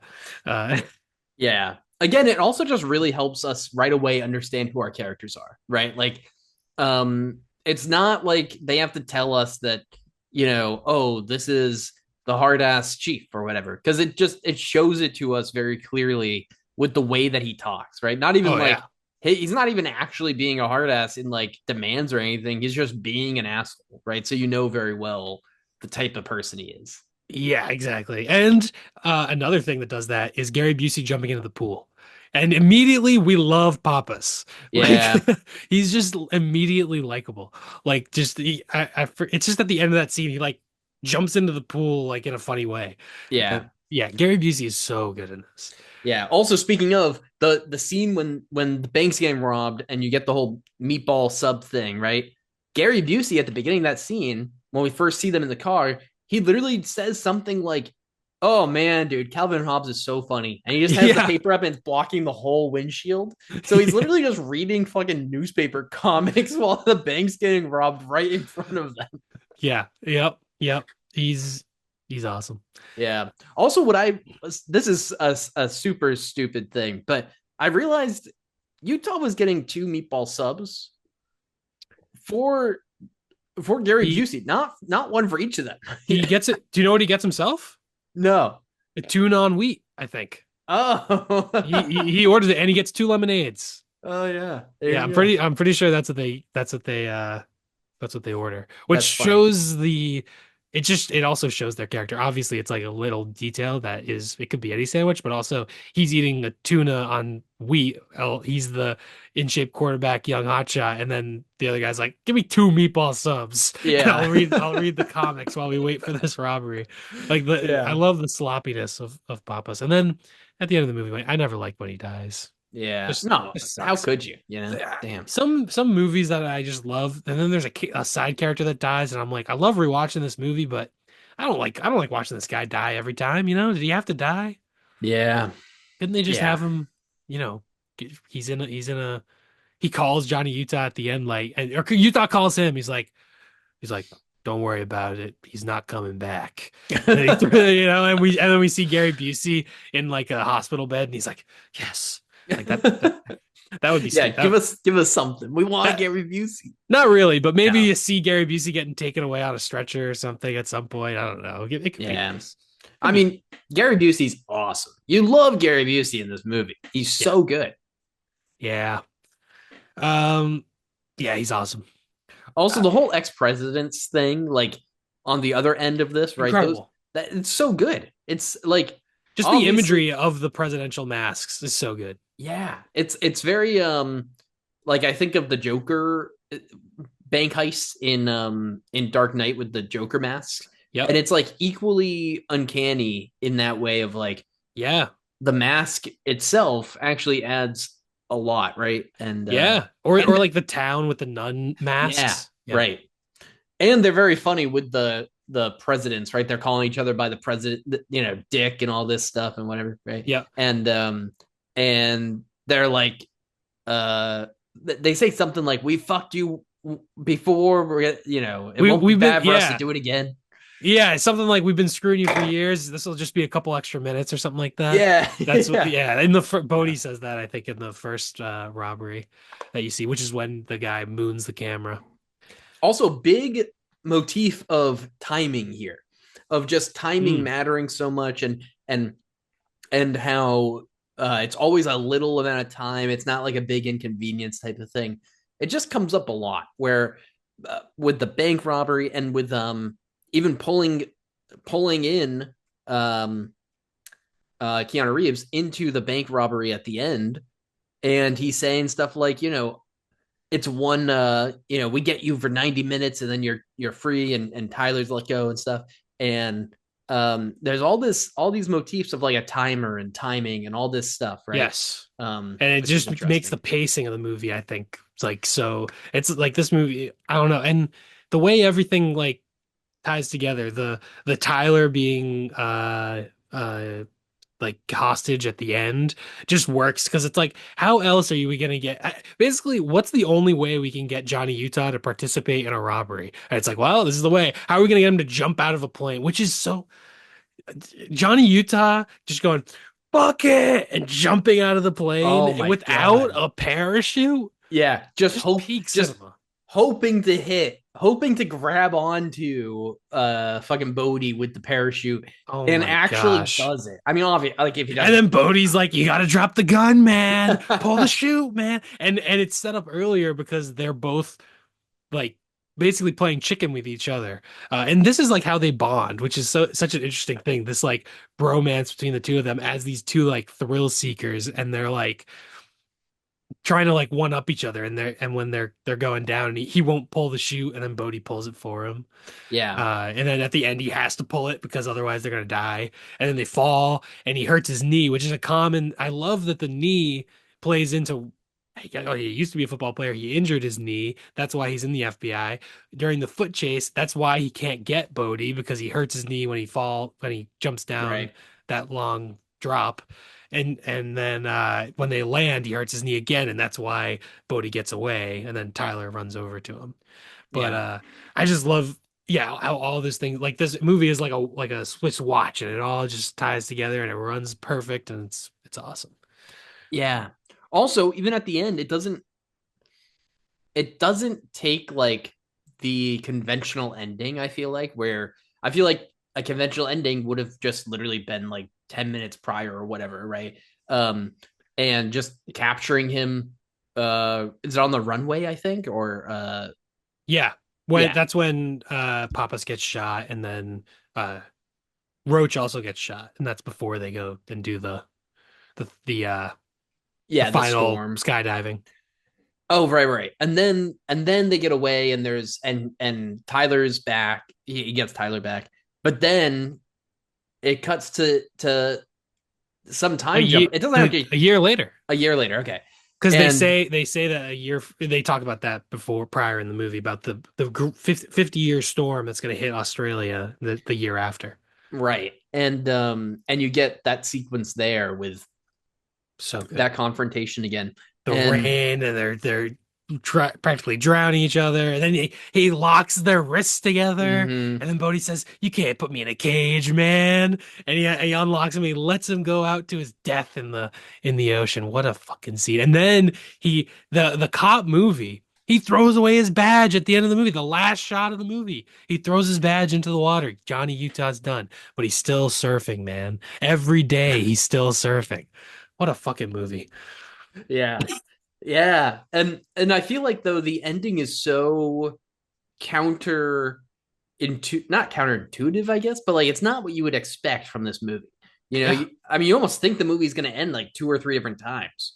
You know, like it seems like they're setting up some sort of ending, and then it doesn't, and then again a little bit, and then it doesn't, and then the big storm. You know, and it works so well, but it's risky, right? I feel like there's a movie here where that doesn't work, right? Hmm. And this makes it work, which is great. But it is risky, and I think that's like admirable to take that risk and not just go with like an easy ending. Yeah, it makes it just so iconic with the skydiving and everything. And there's a shot of the money blowing away in the wind, which is it, I don't want to spoil. I don't want even if I say what movie it's from, it's kind of the ending of that movie. But there is a particular movie which I know you've seen, Mm-hmm. and it reminded me of that, the ending of that movie, um, which is just like an incredible ending as well. But Yeah. uh, but yeah, that the ending of this is just so good. And he talks about I followed you to Malaysia and like all these places. He's been traveling around the world trying to find Bodhi, and Yeah. just and he knew he'd be there at the 50-year storm. Yeah, and So he had found the body of what was the other oh God. yeah, the guy who had Tyler captive. I forget his name. Yeah, but he, you know, somewhere in Rosie. Mexico, Rosie, yes, yeah, in Mexico somewhere, he got into a bad bar fight, so he finds him, but he can't find, and it goes through that whole lineage, it just works. It's just this like visual, this audible monologue. No, sorry, audible montage through a Yeah. monologue that really works, Yeah, and and it's like it could almost be its own movie of him yeah, chasing him around the world. And actually the ending, they do drop over Mexico. So that actually like when oh they yeah, land, they're in Mexico, I think. So there we go. but yeah, I love it. And then when the Australian cops come in, he's like, "Why'd you let him go?" And he's Yeah, like, "I didn't," or something like that. I just love it. It's just yeah. the dramatics of it all. It's just so good. Yeah, it's still so over the top, right? That and like every line is over the top.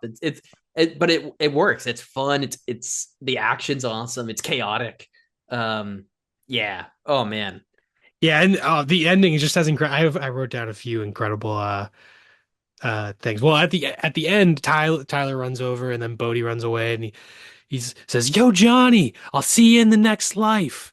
And then we go to Australia, and Johnny has the longer hair, so we can see that time has passed, and he's changed, and he's become a real surfer.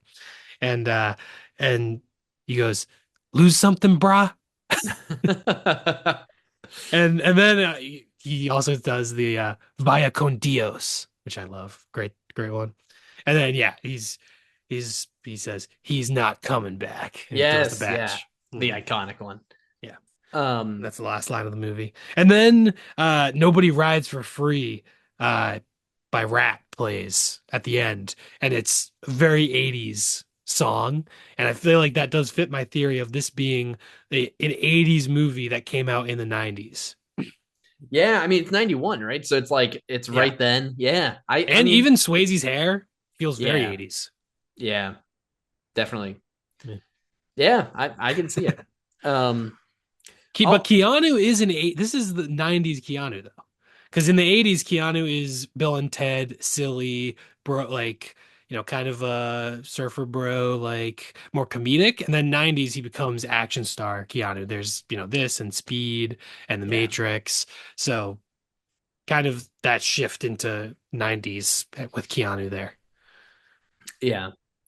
Um, Also, it's worth talking a little bit about the remake here. We have both Ah, seen it. fuck the remake. It sucks. Yeah, Terrible movie. so this is 2015, and so it's interesting because both these are 90s movies with 2010s remakes, Hmm. um, and which doesn't really mean anything, but this one and they're both like cult movies, right? That and so I obviously remaking them is um bound to get attention, but also risky, right? Like people don't really necessarily need these to get remade, but this remake, I remember there so in the remake, Johnny Utah is like an extreme sports person. Maybe even like a YouTuber. I no, maybe not. That Uh, I forget, but whatever. He's like an extreme sports person and um does all sorts of different extreme sports. And that plays a huge role in the movie. And there's like a scene where they do like free climbing and all this stuff. And the all of those actual stunts and everything are all really cool. really impressive. However, that's pretty much it. That's the only Yeah. redeemable thing from that whole movie.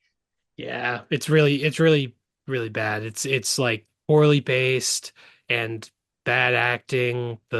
It's just a complete mess. We saw it years ago, and I would never want to sit through that ever again. Just an Yeah, abomination of a film. Uh, I will say a Point Break sequel that could have come out in the 90s. If this had come out in the 2010s, there would be a Point Break sequel. I mean, we got a sequel to yeah, Nobody. yeah. I mean, there would definitely be a Point Break too. And Oh I yeah, would watch, I mean, but what is he? I mean, I guess the whole point is he's not a cop at the end and he becomes like a surfer. He's probably just living the good life with Tyler, just hanging out, I guess. I don't know. What is he doing? well, He's still an adrenaline junkie though. Like that's in his nature.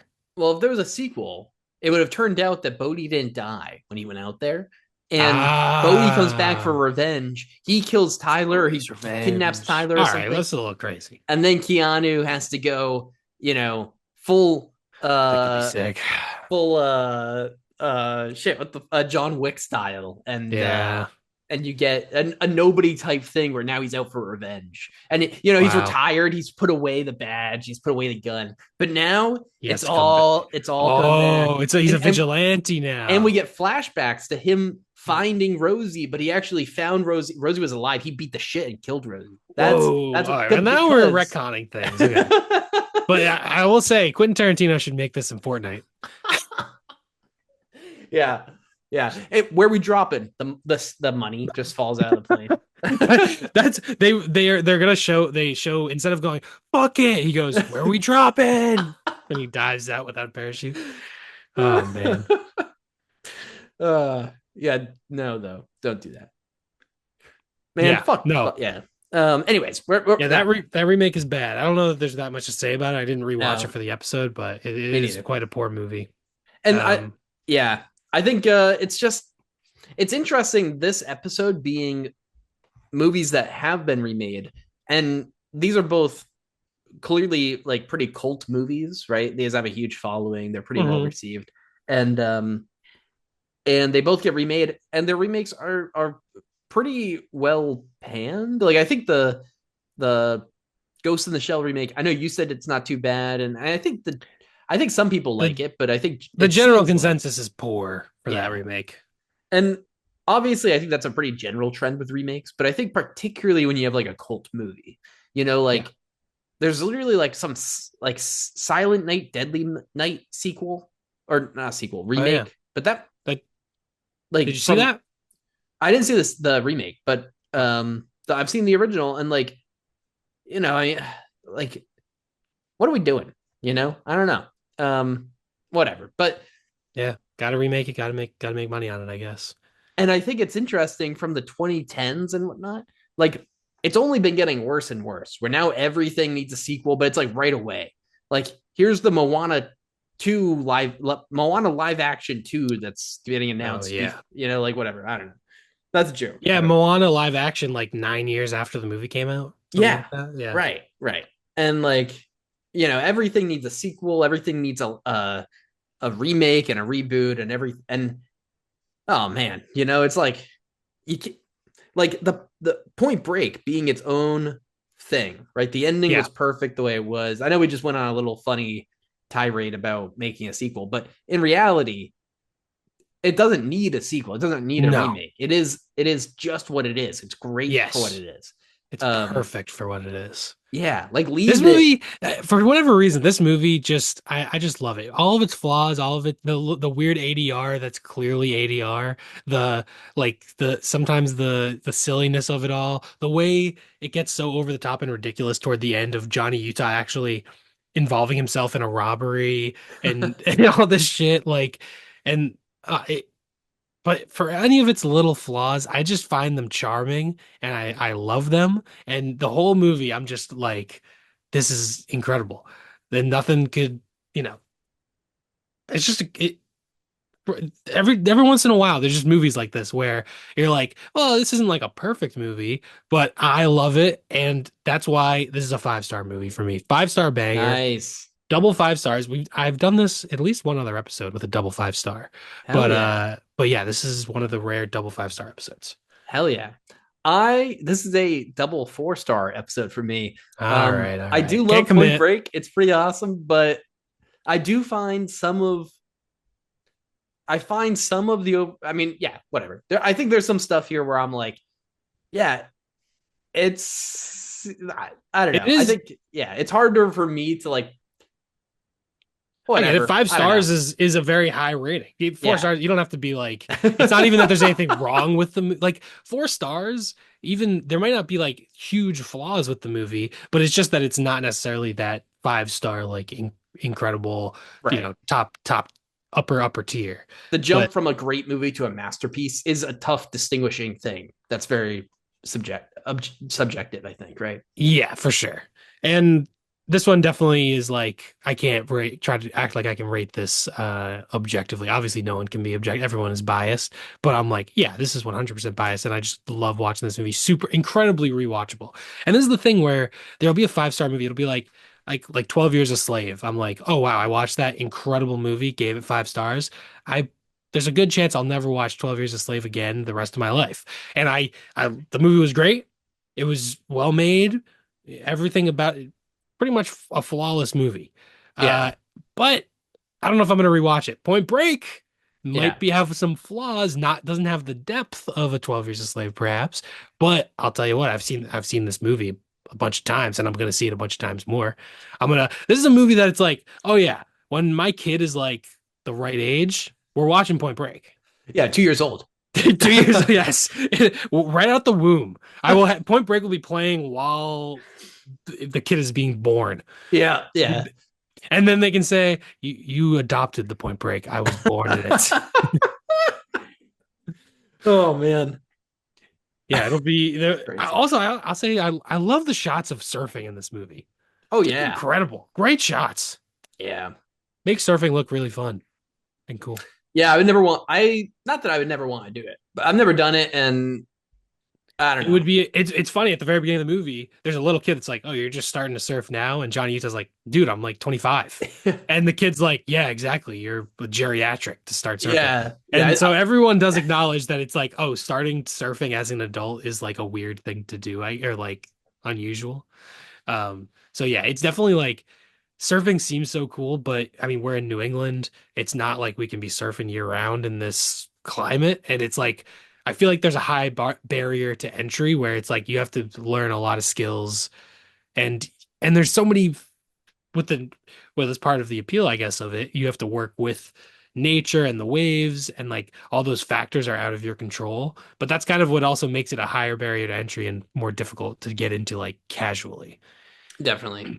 Whereas I think like the opposite with like skiing and snowboarding and stuff. Not that I do those either, but it seems like there's probably a lot more of it is just your pure control. Like you know what to do, right? Like there's not a Yeah. lot. I mean, don't hit a fucking tree, but there's not like waves and all this stuff, right? Yeah, and in theory, you can go down the same mountain dozens of times, and it's the same mountain, and you can practice Exactly. it. But in surfing, it's like, well, we'll see what happens with the waves, like, well, you know.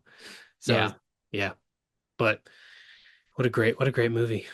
Well, and the rating recap real quick. Yes. It's got 7.3 out of 10 on IMDb, 68% critic score, 79% audience score on Rotten Tomatoes, and 3.8 out of 5 on Letterboxd, which is an average of 7.4 out of 10. So not Okay. quite as high, obviously, as Ghost in the Shell, but still, I mean, well received. Obviously, it's cult classic. People love it. Um, Yeah.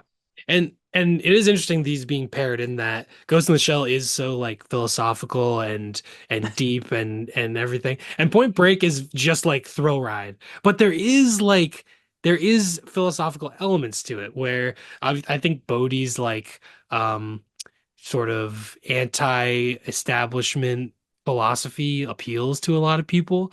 And the idea of being in like a flow state, I think is like a big thing in this movie of like I think Bodhi and Johnny are both just searching for that. And like you a lot of times people will find that doing sports, doing extreme sports, surfing, skydiving, whatever, like playing football, anything.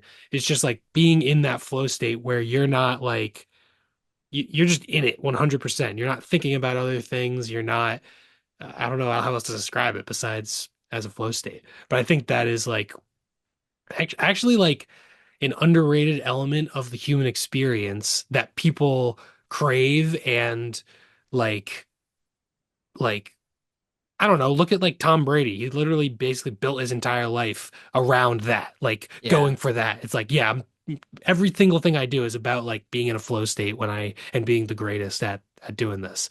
And like movies, it's kind of a hard thing to talk about, obviously, as I'm kind of like talking, it's hard to talk about, I guess. But it's just something that I feel like movies kind of never explore. Even like sports movies, it's always like an underdog story and like winning and losing, and like you can Mm. do like hard work or overcoming obstacles. That's always good for being in a movie. But like you either like seeking thrills, but also not even, I don't know if it's as much seeking thrills as it is that flow state thing. And finding that like nirvana and like a pure, almost like this level of like pure consciousness where you're not, you don't have all these thoughts running through your head and you're just like purely existing. And there's like kind of an element of that being like a nirvana or like a transcendent state that people can experience. I feel like this movie explores that in a really fascinating way. So this movie, and I think this movie is kind of like a silly action movie, but it does have legitimate depth, and I think it's so well made. And Catherine Bigelow is just a master at like tension and her craft, like as you can see by all throughout her career, like just incredible director as a craft, but also there's always a lot deeper ideas going on in her movies. And I think this movie can be overlooked as as being just like a silly action movie. I think it does have depth. Yeah. Yeah, I totally agree. And I think like even with like the timing motif, like I feel like there's something there too about um like I don't know exactly what, but like I feel like there's some when something like a motif like that is so frequent, you almost you almost assume there's some meaning there, even if there's not. But like even if it is just like a pacing tool or whatever, right? But it feels like there might be something more, right? So I don't know. I'm sure it feels like there's a lot in the movie in terms of that like uh thematic uh and stuff. But it's also just like Yeah. I culturally and like and whatever like relevant and fun and stuff too, which is yeah. nice. And time is like I don't know. Time, I guess music and movies are like two art forms where time is such a huge factor of it. And time is continuing at like kind of like life where time it's just continuing and you can't a painting is frozen in time but like movies exist in time and so I feel like this is a kind of a thing that only movies can really get at. Yeah. Yeah. Anyway, Point Break, what a fucking movie. I love it. And I don't know if we short shrifted it a little bit, trying to have a quicker episode this time, but I think I was able to gush about Point Break enough. I love it.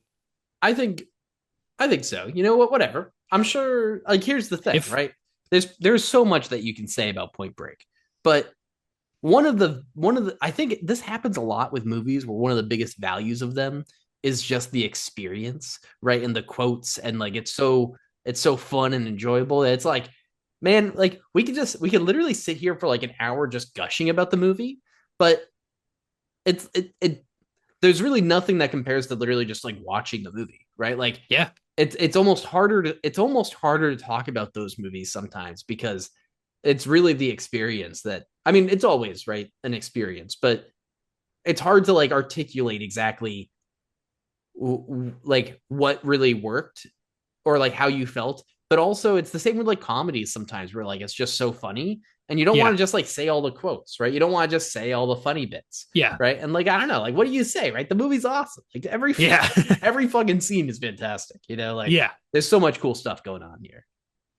Yeah, Anyways, 100%. anyways. And that's the thing with the foolhardy attempt of having a movie podcast is that the whole thing with movies, you got to experience it and it's kind of its own thing, but they're fun to talk about too. Yeah, absolutely. Cool. All right. Well, I guess that's that for Ghost in the Joint Break. Showing break. I'm glad I was Yeah. able to say that one more time. Ghost Um, in the Joint Break. yeah. Time to pick our topic for our next episode. Yes. If you're And on, yep. I was gonna say, I think we're doing it a little bit differently this round. Yeah, we might not be picking it live. We might just pick the topic and then figure it out off camera, and then we'll see. If you want to figure it out, check our letterbox to go to Mind Your Movies, all one word, or you can go to my account. You can just sbarlow3, or it's also linked on the Mind Your Movies account. I have a list that I am updating with all the Mind Your movies and topics and everything on there, so you can find that on Letterboxd. Also, we're on Instagram, Blue Sky. We're on YouTube, where you can see I have the cup, the category cup right here on YouTube. And we're also on all the podcast apps. So, give us a like, give us a comment. Comment down below what we didn't mention about Point Break and Ghost in the Shell. And yeah, I think that's it. Yeah. And the idea here is just to give us a little bit more time to think about our movie picks. And frankly, often we cut a lot of our movie picking is like us looking at our phones and trying to do a little bit of research. Yeah.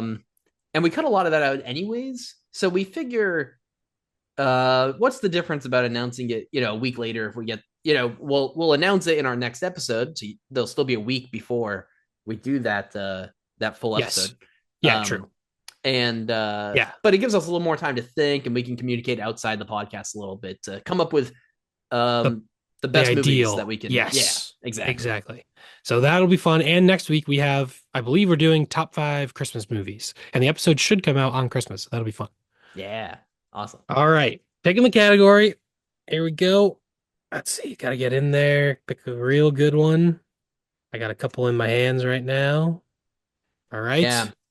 Also, what'd you get? Wow. Crossover franchises. Oh, Well, I don't even know what that fully means. I think Ryan put that in the oh category cup. man. There are some Yeah. interesting ones. Alien vs. Predator comes to mind. Freddy vs. Yes. Jason comes to mind. Deadpool and Wolverine. That comes to mind. I haven't even seen that one. So hey, if Yeah. you want to pick that, you could. I mean, I guess we can talk about what qualifies and what's not. Yeah. Oh yeah. That I mean, we have to Th have like an understanding before we take yes, a hold of it. But I yeah. do. This is a good one for us to pick off camera Yeah. because I think this one there's going to be a lot of options and a lot of gray area, so we can figure that out off camera and we'll communicate about it. Yeah. But in general, right, the premise here is you've got these two franchises. What happens when you smash them together, right? And Yeah. again, I think this is like it feels more common with like horror, right? I mean, you just get like these iconic horror Mm. villains that are just like thrown together, Alien, Predator, Freddy, Jason. And big like comic book thing and superhero thing. I feel Right. like. Yeah, that's true too. Yeah, oh my god, for sure. Yeah. There might even be like Avengers and Justice League or X-Men and Justice League or something. Avengers And versus Justice League was like a big comic book oh, crossover event. well, yeah, And DC and Marvel. That's crazy. yeah, but there probably is not like even an animated thing with that crossover. There was like a Mm. Teen Titans and something crossover. Oh fuck. But I don't I know. don't know if that even became animated, but that would be kind of interesting if there was like a good animated Yeah, one. yeah. There are definitely a lot. There are a lot of animated superhero movies that we could probably pick from. Yeah.